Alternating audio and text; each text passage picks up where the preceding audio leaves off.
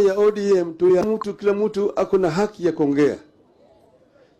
Chama ya ODM tuliamua ya kwamba sisi tutakuwa na uhusiano. Lakini kukuwa na uhusiano sio kusema ya kwamba sisi yote tumeingia kwa serikali. Kwa mfano kila mtu akuna haki ya kuongea. Chama ya ODM tuliamua ya kwamba sisi tutakuwa na uhusiano. Lakini kukuwa na uhusiano sio kusema ya kwamba sisi yote tumeingia kwa serikali. Kwa mfano mnajua kule Amerikani serikali iko sasa ya Republican. Now they have a Republican government. But they used to have a Democratic government under Mr. Biden. Biden had some ministers who are members of the Republican Party, respect to the fact that that was a Democratic administration. Likewise, even Mr. Trump have got some ministers who are members of the Democratic Party. I'm saying Biden had ministers who are members of the Republican Party, and he was a Democratic president. And Trump has also got some Democrats in his cabinet today. There's no collision between Democratic Party and the Republican Party in the U.S. Secondly, we are running what is called a presidential system of government. We don't have opposition benches and government benches. We have what is called parliament as an institution. Parliament oversights the government. The executive implements policies. Parliament passes laws, and the executive uses those laws to govern the country. And then the judiciary, which interprets the laws.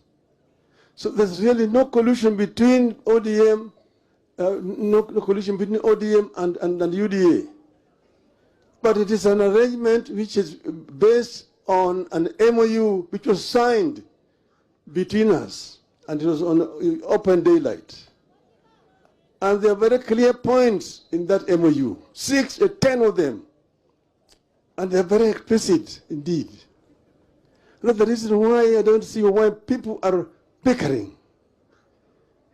When Mr. James Orengo talks, he's talking on the basis of a MOU between ODM and UDA.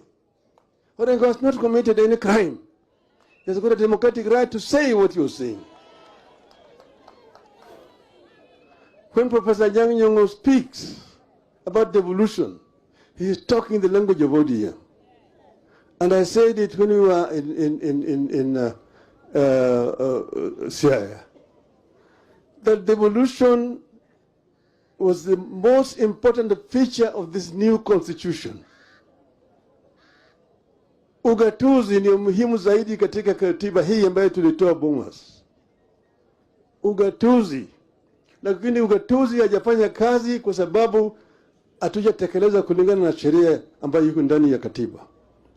Devolution has not been implemented the way it should be implemented. That's why the people are not reaping the benefits of devolution. You have devolved some responsibilities, but you have not devolved the funds to give the counties the power, financial power to implement those functions. Health is a devolved function, but most of the funds are held up in Nairobi. Why should the national government be holding over 100 billion shillings, yet the health function is devolved? That is not should not be the case. The other issue is the issue of infrastructure, roads. I said that I am the one who actually informed Kura, Kera, and Kenha. But that was during the unitary system of government. Now in a devolved system of government, you don't need Kura and Kera. Why should the national government be having roads in Homa Bay? Why should they be having roads? So the national government should only be responsible for international highways, national highways, and the trunk roads. But all these feeder roads within the counties should be the responsibility of the county government. devolve funds and give the fund to the governors. Then they will be able to implement the program.